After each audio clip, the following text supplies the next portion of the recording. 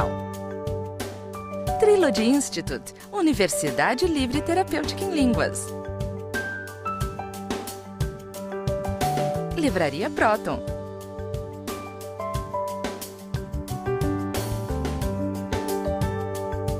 Instituto Kepp Pacheco de Ciência e Tecnologia. Embora o nosso programa tenha o nome O Homem Universal, caros telespectadores, o nosso assunto diz muito respeito à vida particular de cada um de nós, cada um dos senhores. Diz respeito àquelas aflições mais íntimas, às nossas doenças, aquilo que nos aflige, as doenças anímicas, as doenças até psicossomáticas e mesmo as doenças sociais, todos os males que dificultam a nossa vida, que nos trazem dor, sofrimento, ansiedade, tudo isso é estudado pela psicanálise integral ou trilogia analítica. Cláudia, você já notou que a questão psicológica da vida psíquica, portanto, é pouco assim tratada na sociedade em geral, as pessoas, a sociedade, não tem assim um modo de ver o que acontece fora do setor orgânico. Então tem inúmeras faculdades de medicina no mundo todo, até faculdade de psicologia, faculdade de ciências sociais, etc., mas todas essas não cuidam daquilo que é tão essencial para o ser humano como a vida psicológica. Eu já não digo a questão da patologia, da psicopatologia, quer dizer, dos problemas que o ser humano tem, mas também da vida interior do ser humano. Isso eu atribuo a, geralmente, essa ideia aristotélica em que via o ser humano partindo do elemento sensível. Então, o que a gente chama de materialismo, que é uma sociedade voltada para o dinheiro, para a alimentação, para o sexo, para coisas materiais, essa é a consequência dessa atitude do ser humano de não querer sair desse nível para um nível mais superior. Então o ser humano nunca ele tem cuidado com aquilo que é principal. Daí a questão da inversão. Eu digo, o que é principal é justamente essa energética psíquica, a vida psíquica, que inclusive dá energia ou dá inação ou dá problemas para até a vida física. Quando a gente trata, por exemplo, de um indivíduo, e essa experiência eu já tinha no Hospital das Clínicas, lá na clínica de gastroenterologia do professor Edmundo Vasconcelos. Por exemplo, uma pessoa ia lá com uma úlcera gástrica. E essa úlcera gástrica, às vezes, era formada assim no espaço de 2 dias, até de 1 hora. O indivíduo, no dia anterior, não tinha úlcera e naquele dia apresentava com processo. Então, através de uma conversa, tratando só da vida psíquica, o indivíduo, à tarde ou no dia seguinte, tirava a radiografia e a úlcera estava cicatrizada. Então, constituía isso uma espécie até de milagre, que eu até agora não entendo bem. Eu escrevi um livro sobre medicina psicossomática, onde eu tentava, naquele tempo, estabelecer uma relação entre o problema psíquico e o problema físico. Por exemplo, notava que os ulcerosos eram dependentes. Então, eu pensava, como aliás todos os cientistas da época pensavam, que o problema de dependência causa problema no aparelho digestivo, que o problema afetivo causa problema no aparelho circulatório, que o problema mental causa, então, problema no cérebro da pessoa. Mas não é bem assim, porque quando a pessoa vem fazer análise, então, como um outro caso que eu atendi no HC, no Hospital das Clínicas, o professor Decour encaminhou um senhor com 75 anos que tinha uma cardiopatia. Quer dizer, ele tinha um sistema assim circulatório desregulado. E ele conversou comigo durante 1 hora, mais ou menos. E depois de 1 semana ele voltou e fez o exame de eletrocardiograma e não tinha mais nada. E mesmo aqui no nosso consultório, né, eu atendi a semana passada uma senhora que era atleta. Ela pegou um peso no chão, agachada, quando ela ergueu, deu uma pinçada nas costas dela e ela não conseguia andar. Então ela fez uma terapia de grupo de 1 hora e de repente aquela dor passou e ela andou normalmente. Então, senhores, vejam que a vida psíquica determina a vida física, inclusive. Quer dizer, a vida psíquica determina ou a saúde ou a doença. A doença, no sentido físico, fisiológico, é muito bem cuidada pela ciência médica.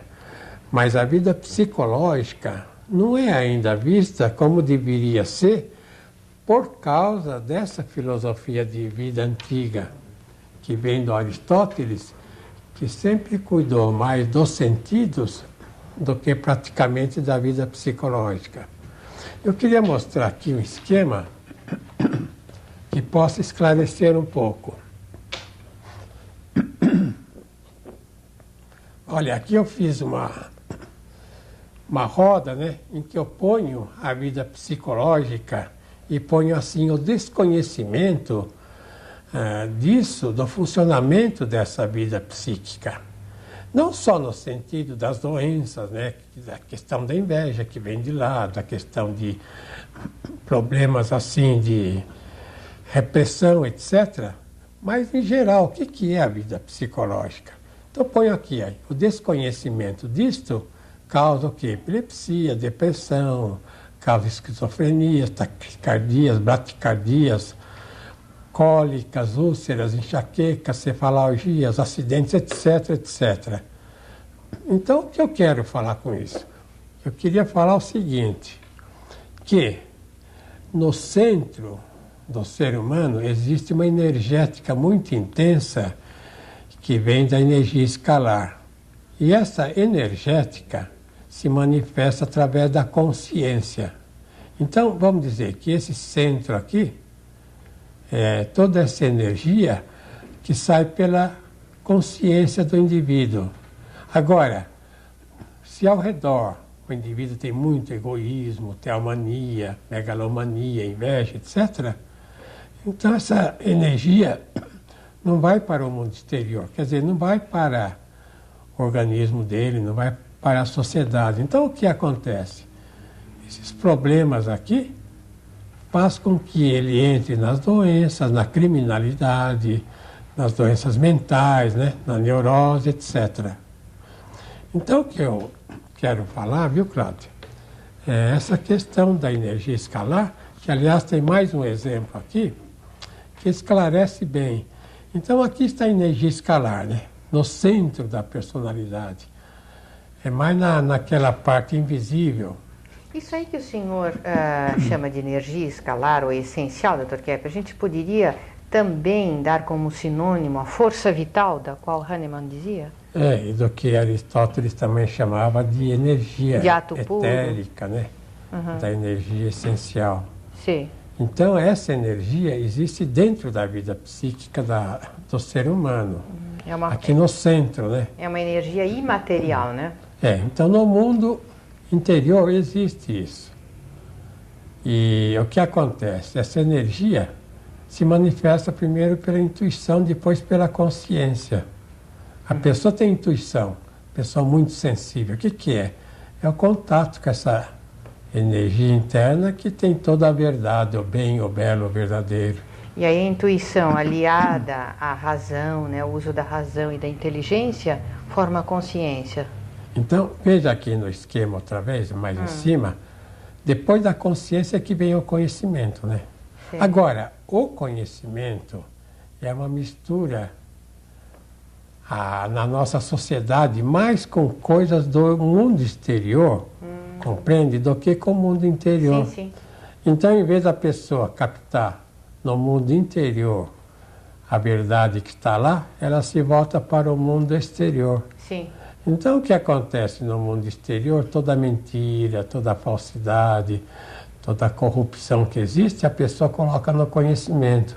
Sim. Então, é por isso que a pessoa, quando estuda, por exemplo, numa faculdade, numa escola, aquele estudo não é, assim, vamos dizer, uma consciência, é uma imitação, uma espécie de decoreba, como fala. Então a pessoa decora aqueles elementos, por exemplo, numa universidade, né? Até há pouco tempo a pessoa só passava, agora em parte também é assim, se ela repetisse exatamente o que o professor ensinou. Então, se tinha uma linha, vamos dizer, na filosofia, ou então na ciência mesmo, uma linha freudiana pura. Mesmo que essa linha freudiana pura fosse errada, a pessoa teria que repetir. Então, a pessoa na escola decora algo do mundo exterior que pode ser quase totalmente errada. Sim, compreendo. Então, o que acontece? Ela, nesse processo de conhecimento, ela já enche a cabeça com ideias erradas, com pensamentos errados, então, e com isso se torna cada vez mais doente. Inclusive, muitos testes de capacidade intelectual se baseiam em conhecimentos, Dr. Kepp, e testes para entrar numa empresa, etc. e tal. Então, povos que são considerados mais capazes, porque têm uma compreensão melhor de matemática ou das últimas ciências, ou aprendem melhor tudo isso, necessariamente não têm um equilíbrio psíquico maior. Então, isso explica o desequilíbrio que existe no primeiro mundo, né? Seja Japão, seja Oriente, né? Seja Estados Unidos, Europa. Então, o povo aqui no Brasil acha que lá eles sabem, lá tem equilíbrio. Não. Justamente por causa desse processo de imitação, de decoreba, de decorar, então, esses conceitos, o povo lá vai ficando cada vez mais louco. Doente. Então você leva lá, como nós levamos para o United States of America, uma ideia de valor científico, né, para eles recuperarem aquele país que já estava afundando. Isso. Eles atacam. Por quê? Porque eles decoraram coisas erradas. Isso. E não voltam mais. Esse é o problema dos acadêmicos. Retornamos dentro de instantes para darmos continuidade ao programa dessa noite. Até já.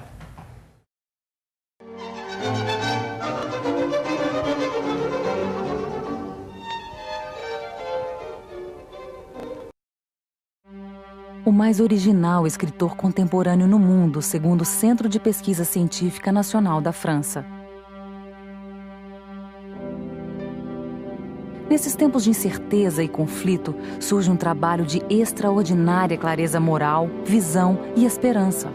O psicanalista e cientista social brasileiro, Norberto Kepp, escreve com sabedoria e autoridade sobre assuntos realmente relevantes, como curar as doenças, como a ciência invertida está destruindo a natureza e o que fazer em relação a isso, encontrando nossa espiritualidade, estruturando uma sociedade verdadeiramente justa. Em meio a mais de 3.000 livros publicados por dia no mundo, Dr. Kepp está entre os mais preciosos.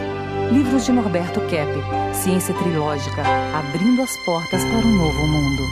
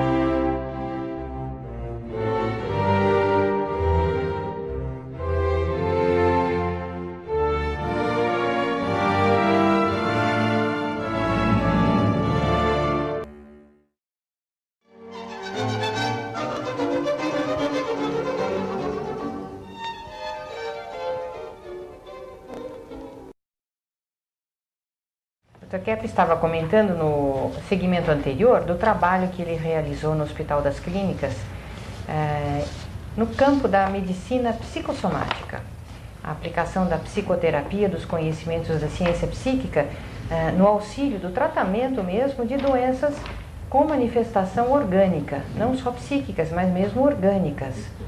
E então esse trabalho que ele realizou no Hospital das Clínicas, aliado ao trabalho que ele realizou e realiza na Sociedade de Psicanálise Integral, eu procurei transmitir nesse livro A Cura pela Consciência. Este livro está na 4ª edição, foi publicado já em 9 idiomas e é um livro que podemos considerar como um clássico no campo da psicossomática, porque foi o primeiro a fazer a relação entre os fatores psíquicos e o funcionamento orgânico, como nós adoecemos e como nós podemos nos curar. Evidentemente que muito progresso houve depois da publicação desse livro, mas ele continua sendo muito útil para a leitura. A questão que eu estava expondo, eu posso continuar explicando aqui da seguinte maneira, nesse outro esquema. Eu coloquei nesse esquema, no centro, então a energia escalar, a energia essencial, né? Essa energia essencial é o bem, o belo e o verdadeiro. Quer dizer, é o elemento divino no ser humano. Então, nós podemos dizer o seguinte, que aquele pensador, né, Agostinho, santo, né, da Igreja Católica, ele falou, o indivíduo bom é o indivíduo interiorizado. Quer dizer, ele falou, eu quero conhecer a alma de Deus e nada mais. Então ele estava querendo dizer que o que existe de verdadeiro no ser humano está no interior dele. Quer dizer, o que o ser humano sabe de belo, de real e de verdadeiro vem dessa essência. Então a verdade está dentro de cada um de nós, principalmente dentro de cada um de nós, e principalmente a verdade divina. Então vamos voltar aqui ao esquema que esclarece bem essas coisas. Eu pus aqui, ó, meditação. O processo de meditação que é muito usado na Índia, que é muito usado por pessoas, até em conventos, pessoas que passam muito tempo meditando, então o processo é da consciência se voltar para esse mundo interior, onde está todo esse bem, toda essa verdade, onde está praticamente o contato com o ser divino. Então nós temos no nosso interior o contato com Deus, dentro de nós. E nesse sentido, Agostinho, ele teve uma orientação fantástica para a humanidade. Agora, nós podemos usar a consciência ou em forma de entrar em contato com esse interior, como eu falo até em meditações, ou entrar em contato com o mundo exterior. Agora, no mundo exterior, o que tem, né? Tem máscara, tem inveja, tem perversões, delírios, avareza, tem hipocrisia, intriga, calúnia, mentira, agressão, tem tudo isso no mundo exterior. Então, o que acontece? Se o indivíduo é exteriorizado, ele é mais mascarado. Ela é mais de acordo com a mentira, com a falsidade que existe no mundo. Agora, se ele não é tão mascarado, então ele entra em contato com esse mundo interno, com essa energia essencial que vem direta do ser divino, então aí ele tem contato com toda essa realidade, com toda essa verdade. Se ele é interiorizado, né? Se ele não está mais aqui no mundo exterior, se ele está mais nesse, é um sujeito que medita, que ama a verdade, um ético, ele está mais em contato com essa verdade. Então seria bom agora, né, ver as perguntas, né, Cláudia? Você tem aí? Qual a origem das doenças? Vamos lá?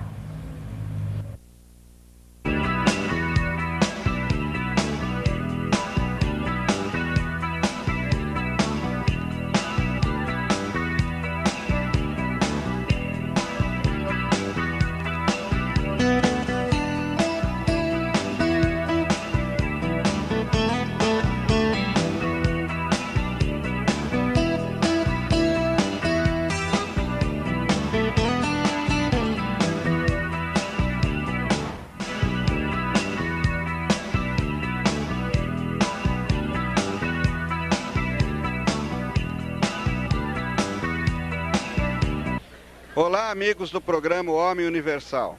Hoje a nossa equipe de produção deslocou-se a alguns hospitais da capital paulistana para entrevistar os profissionais de saúde. E a nossa primeira pergunta hoje é: qual é a origem das doenças do ser humano? Nós estamos aqui no ambulatório do Instituto Dante Pazanese, conversando com o Dr. Nabil Goraieb, que ele é doutor em cardiologia pela USP e autor de 2 livros, Métodos Diagnósticos em Cardiologia e O Exercício, sendo que esse último livro foi premiado com o prêmio Jabuti.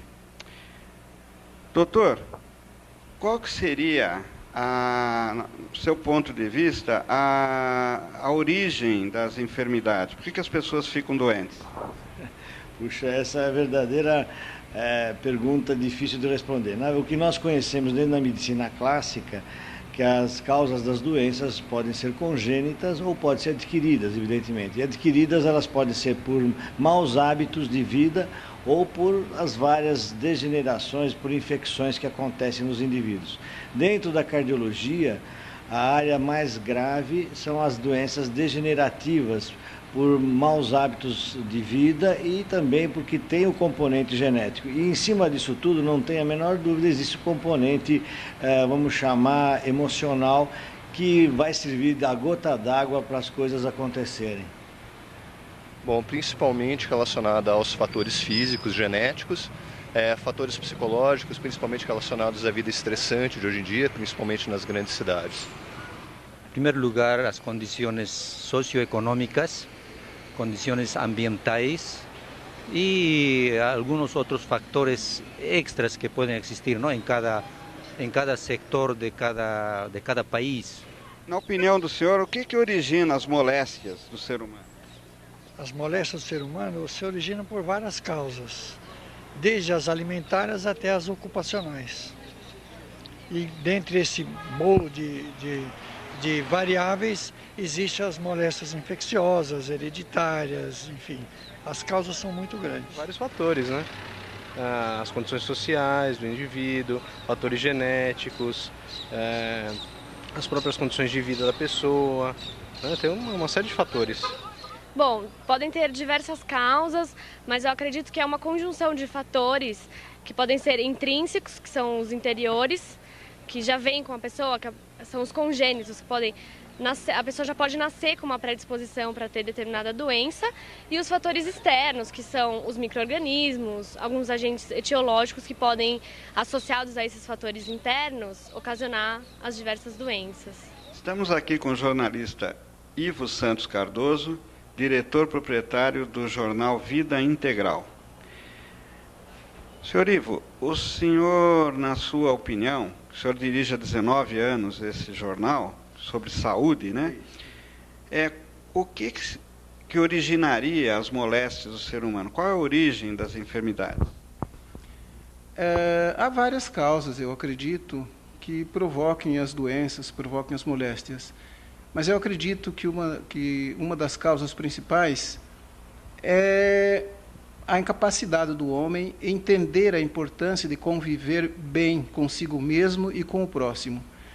E essa, vamos dizer assim, essa contradição humana, muitas vezes leva às enfermidades, leva às doenças também. A origem das enfermidades está no nosso interior, está dentro do nosso campo inconsciente.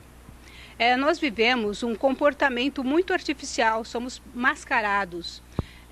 Tentamos ocultar os nossos erros do dia a dia, as nossas maldades, as nossas desonestidades, corrupção. E tudo isso depois repercute no nosso físico.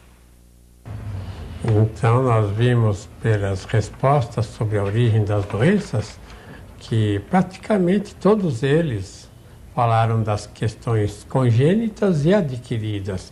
Então, tirando problemas congênitos, a gente tem que dizer que, em geral, as doenças são ocasionadas pelos maus hábitos, pelas questões emocionais, né? E não só questões alimentares, assim, questões de viroses, de bactérias. E, como os senhores viram, são todos profissionais da saúde e que falam algo bem científico, né? O que eles vivem, o que eles entendem realmente. E agora eu gostaria de falar essa questão da energia. Está aqui o Alexandre Fascari, que ele abordou a lei da entropia. E o que seria isso no processo de sanidade ou de doença? Eu estava pensando assim como a gente poderia fazer uma relação assim entre a questão psíquica e a questão energética no problema da doença, né? Então, existe assim na física, né, essa lei que chama lei da entropia, que quer dizer o seguinte, que qualquer coisa para se manter assim organizada, assim estruturada, ela precisa estar recebendo energia continuamente. Por exemplo, assim, se a gente parar de arrumar o nosso quarto 2 semanas, vai ficar aquele caos, né?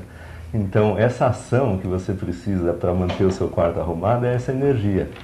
E a gente, o ser humano, ele vive o tempo todo recebendo energia, não só a energia do alimento, mas a gente recebe outras formas de energia continuamente para manter o organismo estruturado. Então a gente pode ver, por exemplo, se a pessoa tem um bloqueio na consciência, quer dizer, por causa da inveja, por causa dessa psicopatologia, ela de uma certa forma ela impede que essa energia entre no organismo. E com isso o que acontece é que o organismo começa a degenerar, quer dizer, o organismo começa a criar a doença por esse bloqueio da energia, né? Isso a gente comprova até naquelas fotografias Kirlian que eles tiram, que eles notam que existe, antes de aparecer um problema físico, existe um problema energético, né, do organismo. Então, a gente tem que ver o mesmo sistema. Por exemplo, uma casa que não é cuidada, que o pessoal não habita mais, ela vai degenerando. Um carro, né, Dr. Kep? Se não põe gasolina, se não anda, também vai. Uma estrada que não é usada, que não passa carro, essa estrada vai degenerando, como, aliás, um físico nos falou nos Estados Unidos, que uma estrada que não é usada, em pouco tempo acaba. Por isso que nas doenças mentais, nessas radiografias computarizadas muito desenvolvidas, a gente nota que o cérebro das pessoas doentes tem áreas inteiras assim inativas, né, bloqueadas em energia, em atividade. O cérebro é um órgão muito plástico, assim, né? Ele, dependendo da atividade da pessoa, ele vai se organizando, se desorganizando rapidamente, né? Sim. Então, se a pessoa começa a bloquear, impedir o pensamento, o sentimento de se manifestar, o cérebro dela começa a degenerar fisicamente. Os neurônios se degeneram. É bom que ninguém se aposente, né? Ninguém pare de trabalhar, porque aí... Porque aquela questão, a pessoa precisa estar em ação para continuar recebendo a energia. Claro. Vamos continuar com esse assunto dentro do próximo bloco, por favor.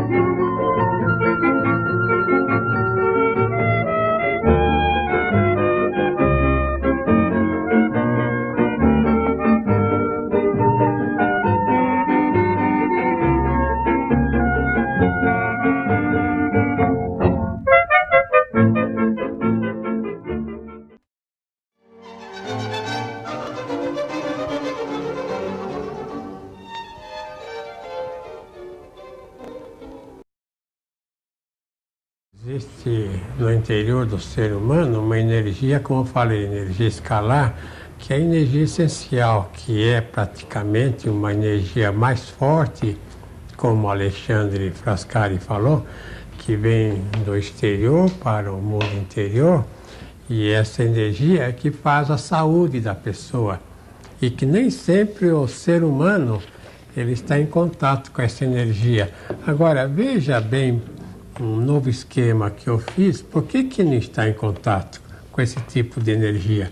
Porque o amor ou a inveja, a realidade ou o delírio, e a estética, ou eu pus aqui o horripilante, né? Vem do interior do ser humano. Agora, o ser humano tem no interior dele, o ser do ser humano, é bem e mal quando ele se priva do bem. É verdade e mentira quando ele se priva da verdade. É beleza e feiura quando ele se priva da beleza. Então, o que é o amor ou inveja, isso tudo que eu falei agora?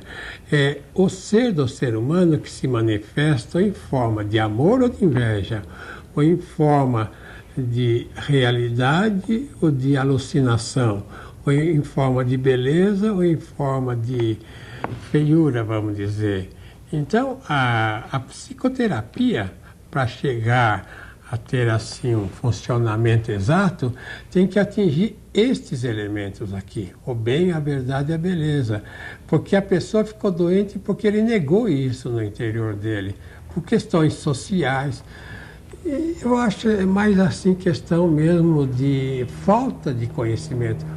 A sociedade em geral não conhece, não tem consciência da vida psíquica. O Freud, ele teve tanto sucesso porque praticamente ele foi um dos primeiros, mesmo que ele tivesse se inspirado em Charcot, até em Mesmer, que era um médico austríaco que falava de energias, né, da pessoa captar energia vital, até de árvore, da natureza, mas isso em parte é verdade. Então o Freud teve tanto sucesso porque ele, sendo um médico muito rigoroso na Universidade de Viena, ele tentou colocar essa questão toda assim num processo bem científico, bem experimental. Porque não havia até essa época alguém que tivesse tentado mostrar que o interior do ser humano tinha ideias indecentes. Só que o Freud pensava que ideias indecentes, porque ele era erotomaníaco, né? Pensava que eram questões sexuais, não. Uma ideia indecente, por exemplo, querer dar golpe no outro, é uma coisa indecente. Uma ideia indecente é querer, por exemplo, roubar o outro, é querer caluniar o outro, é querer atacar o outro, ou então atacar a si próprio, destruir a si próprio. Então, isso são ideias indecentes que causam as doenças do ser humano. Então, Dr. Kepp, se a gente for ver a ideia indecente como uma inversão, vendo alguma vantagem no que é mal, então a gente pode também entender que o próprio amor, se ele está invertido, se ele se inverte, é inveja, né? A inveja seria quase que a inversão do amor, da energia do amor. Portanto, se nós só podemos recuperar essa energia do amor se nós nos conscientizarmos da nossa inveja, dessa inversão. Então, como você falou, é a consciência dessas indecências que a gente faz na vida. Não vai conseguir, por exemplo, ter só amor, ter só verdade. Isso não existe. Nós habitamos no planeta dos doidos, somos doidos e ninguém escapa. Desde o Betel, lá numa faculdade, ou lixeiro, sei lá, até o presidente, é todo mundo doido. Temos dito. Então vamos ver o que os entrevistados acreditam que se a vida psíquica pode ocasionar doenças. Continuando as nossas entrevistas, vamos perguntar agora se a vida psíquica pode ocasionar doenças no ser humano. Na opinião do senhor, o fator psicológico, psíquico, né, a vida psíquica, pode ocasionar doenças? Tanto na literatura médica mundial como na experiência da gente de trabalho, mais de 30 anos de medicina, sem dúvida o fator emocional ele é determinante do curso de uma doença. Se o indivíduo não tem vontade de se curar, se ele tem uma vida, principalmente a depressão, ou ele tem a raiva das pessoas, a raiva do mundo, esse indivíduo realmente ele acaba tendo, de uma maneira ou de outra, uma complicação maior das doenças cardiovasculares que existem no dia a dia da gente. Pode causar doenças. Esse ritmo alucinante das grandes cidades hoje em dia é um fator que interfere muito na mentalidade de vida do indivíduo e com certeza ele vai ter padrões de vida que vão interferir na sua saúde.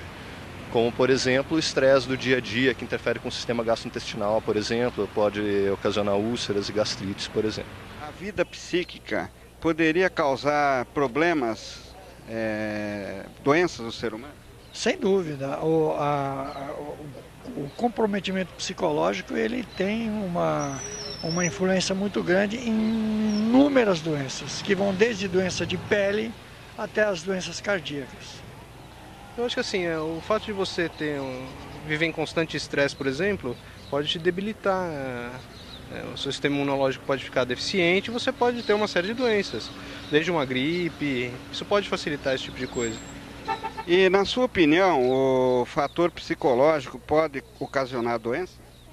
Acredito que sim. Muitas doenças podem ser evitadas ou mesmo amenizadas se o paciente tiver a parte psicológica inalterada. Porque se ele tiver alguma alteração emocional, se ele não tiver um acompanhamento da parte psicológica, ele pode ter a sua doença agravada ou pode até chegar à morte mesmo, devido ao fator emocional.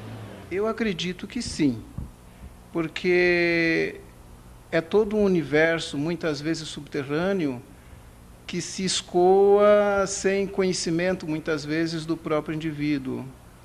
Por isso que eu lhe disse agora que as doenças, em grande parte, são provocadas por esta incapacidade do indivíduo conhecer a si próprio. É evidente que os problemas psíquicos levam às doenças, sem a menor dúvida. Sim, qualquer desarranjo emocional pode adoecer qualquer parte do nosso organismo. Tem um relato de um caso verídico de um paciente que chegou ao pronto-socorro com uma forte hemorragia gástrica. E na abordagem, ele disse que não tinha antecedentes e sintomas prévios, mas ele relatou que nos últimos meses ele havia sido transferido de sessão do seu trabalho para outra sessão e que vinha sofrendo fortes humilhações e vivia sobre uma tensão, com muita raiva, muito ódio e medo de perder o seu emprego. E quando ele percebeu essa relação da somatização dos problemas, ele sentiu-se aliviado e estancou a hemorragia. Então, nós vimos a resposta de todo esse pessoal aí do sistema de saúde no Brasil e todos eles admitem que a questão das doenças são psíquicas praticamente, sociais ou praticamente emocionais. Agora, eu gostaria de acrescentar também que a doença vem desses fatores, né? Emocionais, internos, além dos congênitos que são em menor número, mas também a saúde vem dessa atitude. Então, se o indivíduo tem uma doença ocasionada, por exemplo, pela inveja, que até eu gostaria de dizer, esse meu livro, pega lá, Marcinha, A Origem das Enfermidades, esse livro trata justamente da questão da inveja fundamental. Agora, a questão da saúde também, da sanidade, é uma questão psíquica. Um tratamento, um medicamento, qualquer tipo de tratamento, se não contar com o fator psicológico, a pessoa não sabe. O que a Marcinha, que é odontóloga, tem a dizer sobre isso? Então, eu queria mostrar primeiramente esse livro, que é Odontologia do Terceiro Milênio Trilógica, que eu e a doutora Heloísa escrevemos, né, com a supervisão da doutora Cláudia Pacheco, e que aqui mostra o trabalho, né, da trilogia analítica, o trabalho do Dr. Norberto Kepp aplicado à odontologia, e mostra essa relação entre as doenças bucais, né, e a vida psíquica. Então, dentro do livro mesmo tem um esquema para exemplificar um pouquinho em relação à cárie dentária. Então, na odontologia tradicional, geralmente, que é assim mais organicista, né, considera que a doença, que a cárie dentária, seria provocado pelos micro-organismos na boca, pelo dente e pela dieta, excesso de carboidratos e açúcar, né?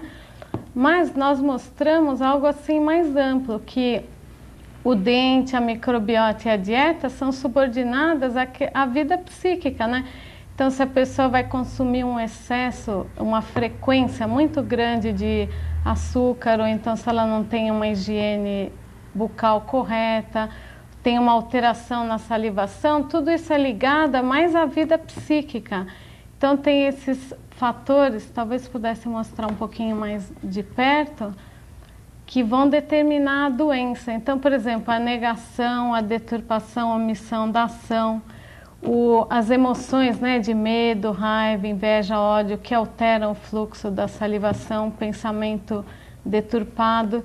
Isso é que vai dar na alteração da cárie dentária. Inclusive os maus hábitos alimentares e de higiene, Márcia, são típicos de pessoas que têm uma decadência psíquica, né? Exatamente. Um adoecimento psíquico.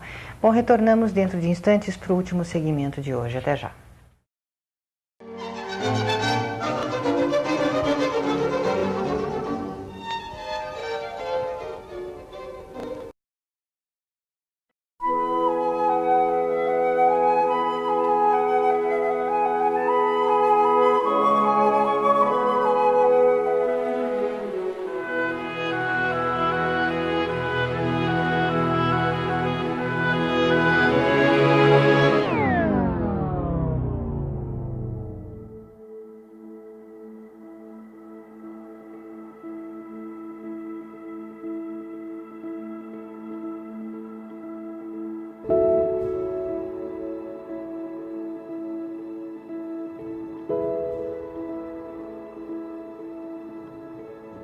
Porque essa sociedade organizada para ganhar dinheiro, para a corrupção política, corrupção em geral do conhecimento, uma sociedade que não é organizada para viver o bem, para viver a razão, para viver até a estética, né, a ética, então é uma sociedade que está caminhando para o fim.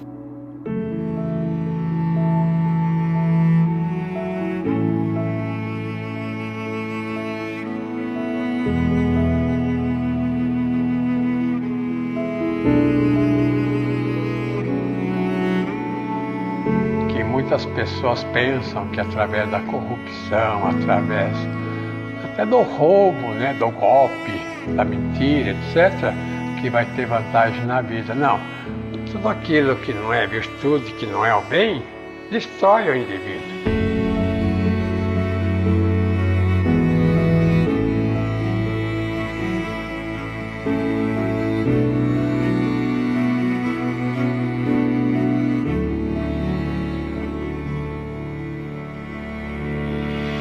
Imagina se nós conseguirmos isso, deixar o povo trabalhar, deixar o país desenvolver. Aí nós teremos um reino incrível aqui na Terra.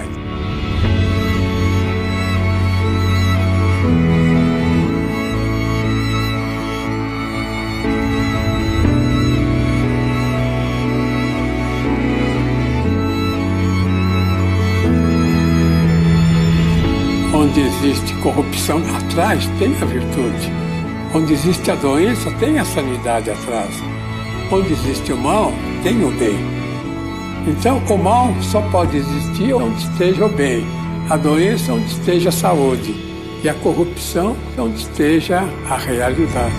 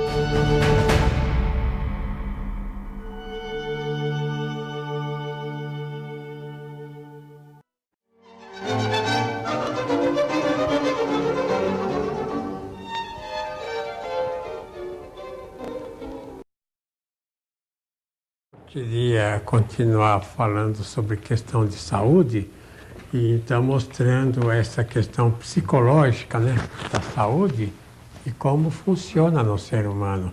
Porque vários profissionais de saúde disseram que é muito complicado, que a questão da doença pode ser uma questão congênita ou uma questão ambiental, né, uma questão de hábitos ruins. Então, a questão que nós consideramos de mais importância é a questão interna no indivíduo, que a doença pode ser no organismo, né? O indivíduo pode ter um coração que não funcione bem, um cérebro também que não funcione bem, pode ter um problema qualquer num órgão dentro do corpo. Mesmo que não exista a doença, existe o doente, né? De maneira que o que acontece é que também a doença vem de dentro da pessoa, através da falta de consciência do que ele é realmente. Então, se nós falamos, por exemplo, que a pessoa tem consciência da sua inveja, pode parecer que é algo ruim, mas a consciência do mal é um grande bem. Então, se a pessoa tem consciência do seu mal, então ela desenvolve muita energia. Eu queria mostrar este último esquema que eu fiz para distinguir a atitude do ser humano voltado para o que é certo. Então, vejam aqui, a sanidade seria uma vida maravilhosa e a enfermidade seria uma vida inútil. Então, veja aqui, nisto que nós chamamos vida maravilhosa, aqui está o ser humano, né? O ser humano pode ser mais apegado a isto aqui, a natureza, a Deus, pode ser mais apegado à realidade, ao bem, à verdade, à beleza. Então, se o ser humano é mais apegado a isso, é uma vida maravilhosa. Agora, é desta vida maravilhosa que aparece, então, o interior dele, o sentimento de amor, né? A questão da verdade, a questão da beleza. Agora, se o ser humano, por acaso, se apega mais aqui a esses elementos, então dá para focalizar bem de perto quais são os elementos aí. Egoísmo, egocentrismo, questão do narcisismo, dos delírios, teomania, megalomania, alienação, omissão, negação, deformação. Então, se ele apega mais esses elementos, ele deforma todos os bons sentimentos e pensamentos e estéticas. Quer dizer, todo esse mundo aqui anterior, ele vai deformando. Então, ele perde contato com essa vida maravilhosa e entra, então, na enfermidade. Então, eu gostaria agora de ver a terceira pergunta, né, Cláudia? O que fazer para resolver essa situação, né, das enfermidades? Encerrando as nossas entrevistas de hoje, vamos perguntar o que fazer para resolver a situação da saúde do ser humano.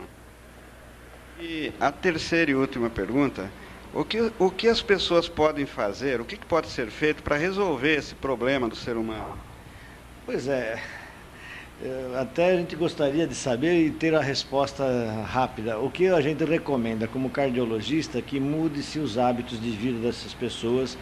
E ela tem que ter o seu fio terra, que a gente sempre fala. Quer dizer, na verdade, você tem que achar o que fazer para descarregar as suas tensões. Se você não fizer isso, vai acabar atingindo o seu órgão de choque. E o principal órgão de choque, o que mais dá problema, pelo menos na nossa área, o coração e os vasos sanguíneos. E daí nós vamos ter complicações das doenças que estavam lá quietinhas e que foram praticamente afloradas com esse estado emocional muito forte, muito grave, de descontrole, de raiva, de depressão e assim por diante.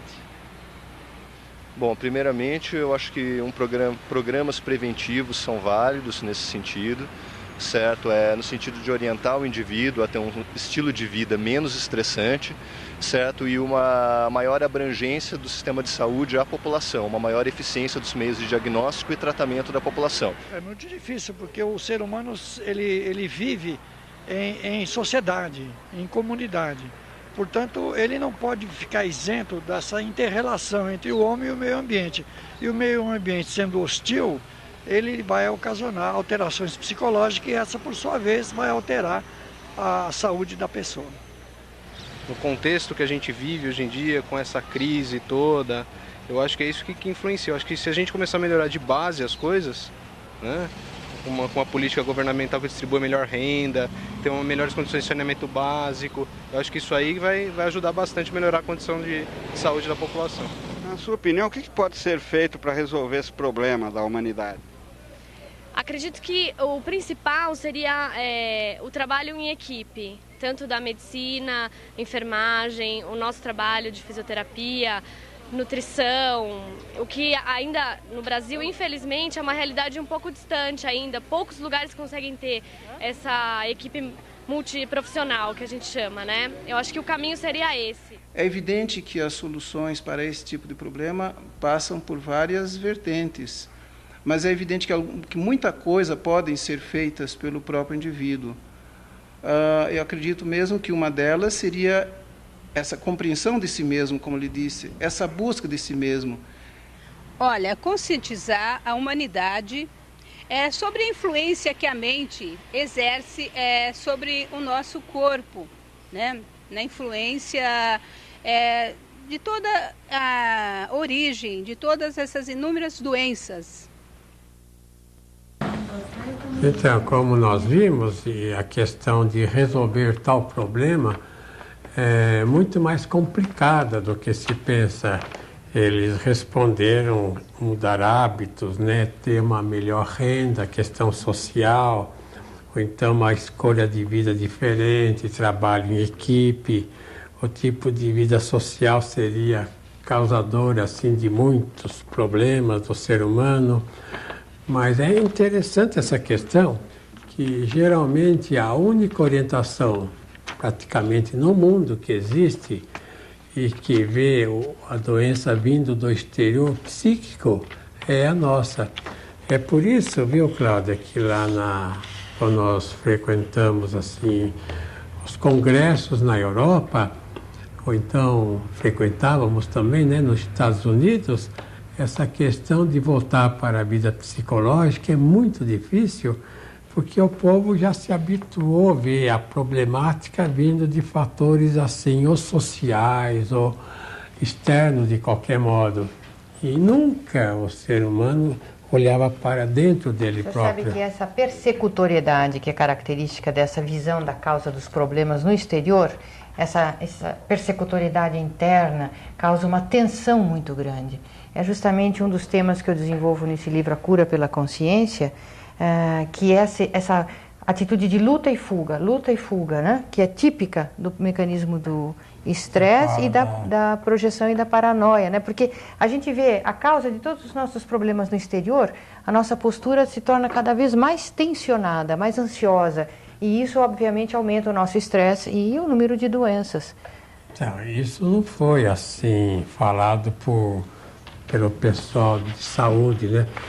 Mas a questão que você abordou, a questão da paranoia, da persecutoriedade, praticamente é o centro de toda a problemática da vida psíquica. E essa questão da persecutoriedade e da paranoia faz justamente o indivíduo ver o perigo fora, como se viesse de lá. Exato. Então ele fica numa defesa de algo errado, porque ele acha que o problema está fora e não dentro dele. Mesmo nos casos da depressão, Dr. Kepp, que a pessoa tem um quadro depressivo, de tristeza, ou mesmo de pânico, de medo, se ele não vê a causa dessa problemática no interior, como é que ele vai lidar com isso no exterior? Ele não tem nem meios de lidar com esses agentes externos, que são, na maioria das vezes, assim, muito aumentados, até chega num ponto de formar delírios, né, de perseguição, de tristeza, de perda. E tudo isso, se voltado para o interior, através dessa técnica que o senhor desenvolveu, de terapêutica da interiorização, isso acalma, descontrai a pessoa, porque ela pensa, puxa, então a causa do meu sofrimento está em mim mesmo, então eu tenho como resolver isso, eu tenho como solucionar isso. Eu acho que isso é muito importante. Então, essa noção, essa conscientização deveria ser levada em ampla escala, a nível mesmo das massas, de conscientização em massa. E por isso as escolas Milênio, né, foram formadas, porque são escolas terapêuticas, para promover essa conscientização para um número maior possível de pessoas. Não é isso? A Sari, que é professora da Millennium, está aqui. Qual é a experiência que a senhora tem justamente dando aulas com esse método terapêutico? Exatamente, o fundamental aí é a conscientização desses problemas internos, psíquicas, que a pessoa tem que depois refletir até na vida social dela. E os alunos, eles estudam através dos textos do senhor e da senhora, e através desses textos eles conseguem interiorizar esses aspectos nas vidas deles e conseguem se calmar primeiro e também ter um maior progresso no estudo, no trabalho e também na saúde dos alunos tem uma grande melhora. Então a conscientização, essa interiorização, a visão da causa principal, não vamos negar as causas também sociais, psicossociais, ambientais e genéticas, mas a causa principal, aquilo com que o indivíduo pode mais trabalhar e melhorar, sendo no interior dele, então um horizonte enorme se abre diante de si. Está na mão dele, né? Está na mão dele. Ou piorar. Está na mão dele, a melhora, o desenvolvimento, a cura está na mão em nossas mãos, assim como a nossa doença muitas vezes está nas nossas mãos e nós não temos conhecimento disso, que nós estamos nos adoecendo. Agora, os telespectadores têm conhecimento. Isso. Então é só seguir essa orientação, vocês ficam totalmente perfeitos e perfeitos, santinhos, anjinhos e saudáveis. Até a semana que vem.